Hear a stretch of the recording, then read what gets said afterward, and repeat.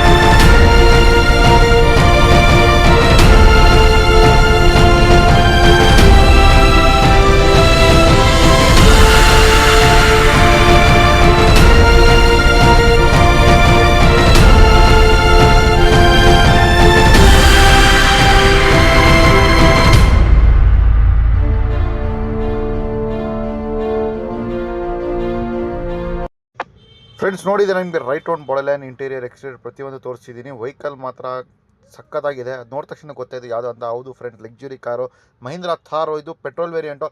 Last time ನನ್ನ ಹತ್ರ diesel car ಇತ್ತು, ಅದಕ್ಕೋಸ್ಕರ ಎಲ್ಲರೂ ಫೋನ್ ಮಾಡಿ ಕೇಳ್ತಾಯಿದ್ರು ಪೆಟ್ರೋಲ್ ಗಾಡಿ ಬಂದರೆ ಹೇಳಿ ಅಂತ.